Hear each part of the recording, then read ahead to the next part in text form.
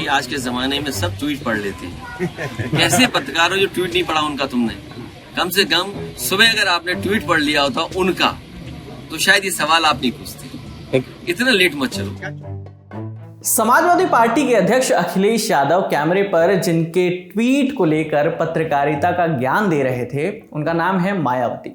UP की पूर्व मुख्यमंत्री और बहुजन समाज पार्टी की मुखिया मायावती, जिन्होंने आज ट्विटर पर कई बड़े राजनीतिक ऐलान किए। सुबह करीब 10:30 बजे मायावती ने एक के बाद एक कई ट्वीट किए। पहले में लिखा कि उनकी पार्टी का एनडीए या विपक्ष के गठबंधन इंडिया के साथ मिलकर चुनाव लड़ने का सवाल ही नहीं उठता। उन्होंने गठबंधन को लेकर फेक न्यूज ना फैलाने की अपील भी की।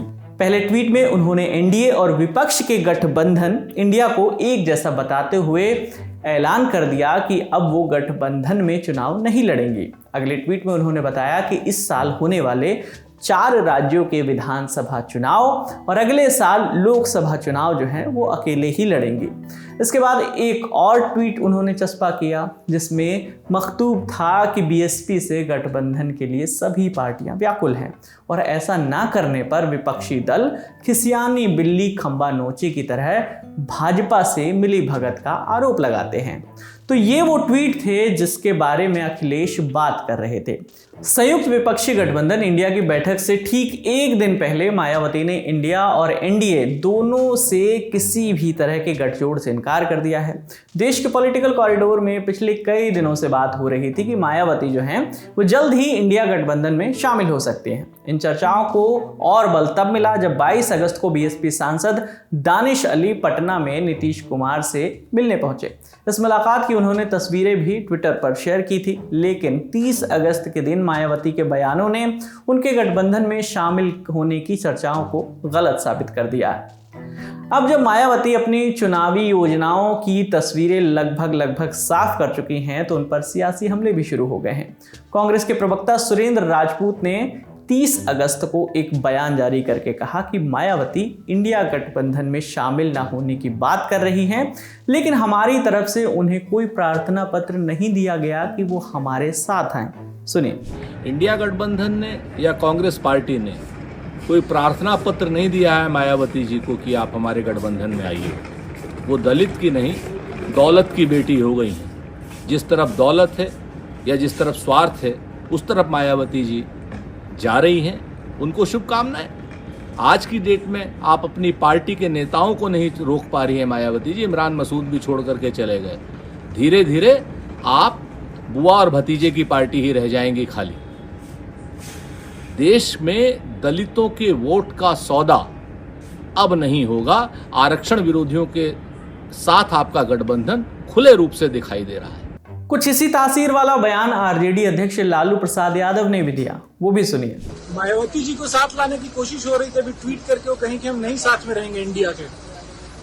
हाँ, हम लोग बोला रहे हैं। लालू प्रसाद यादव विपक्ष के गठबंधन का बड़ा चेहरा है। शरद पवार भी विपक्ष के बड़े और अनुभवी नेता है।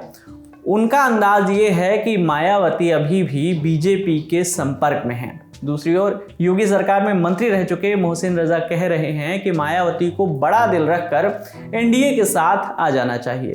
बीजेपी ने पहले भी मायावती को सम्मान देने का काम किया है। क्या कुछ कहा वो भी सुनिए। लेकिन मेरा एक सुझाव होगा बहन जी को, क्योंकि उनका हम लोगों के साथ में एक अनुभव रहा है, हमारी पार्टी के साथ भी और एनडीए के साथ भी अनुभव रहा है। मुझे लगता है राष्ट्रहित में उनको और खासकर पिछड़े और दलित समाज को उनको उत्थान के लिए जिस तरह से आदरणीय मोदी जी आज देश में काम कर रहे हैं, भारतीय जनता पार्टी की सरकार लगातार काम कर रही है, चाहे उत्तर प्रदेश हो और देश में आदरणीय मोदी जी, तो लगातार काम हो रहा है, विकास कार्यों को गति दी जा रही है, उनको योजनाओं में बड़े स्तर पर लाभ मिल रहे हैं। तो मुझे लगता है कि अगर उन्हें एक बहुत बड़े लेवल पर यह सोचना है और बड़ा दिल करके उन्हें सोचना चाहिए कि पहले भी जब उत्तर प्रदेश की बात थी तब भी उनको हम लोगों ने सम्मान दिया और उनके साथ खड़े हुए जब उनका अपमान समाजवादी पार्टी कर रही थी, और जाहिर सी बात है सबने देखा था, और हम तब खड़े हुए थे तब हमने मुखिया बनाया था उत्तर प्रदेश का। हमारा दिल बड़ा है, लेकिन बहन जी को सोचना चाहिए, विचार करना चाहिए, एनडीए के साथ जाना चाहिए, क्योंकि राष्ट्रहित में और जनहित में इससे अच्छा विकल्प कोई नहीं हो सकता है। और बाकी वो स्वतंत्र हैं, जाहिर सी बात है उनकी पार्टी। दलित वोटों पर मायावती के अच्छे होल्ड की जानकारी हर राजनीतिक पार्टियों को है, लेकिन यहाँ गौर करने वाली बात ये भी है कि पिछले चुनावों में बहुजन समाज पार्टी के परफॉर्मेंस का ग्राफ जो है लगातार गिरता हुआ नजर आ रहा है। मायावती ये भी जानती हैं कि अभी किसी भी गठबंधन में जाने पर सीटों के बंटवारे पर बात नहीं बनेगी। अब देखने वाली बात ये होगी कि मायावती अपने आज के बयानों पर कायम रहेंगी या चुनाव नजदीक आने पर अपना फैसला बदल लेंगी। इस पूरे मुद्दे पर आपकी जो भी राय है हमें कमेंट करके जरूर बताइएगा। आपके लिए तमाम जानकारी लेकर आए थे हमारे सहयोगी नीरज। मेरा नाम है विकास वर्मा। देखते रहिए द ललन टॉक। शुक्रिया।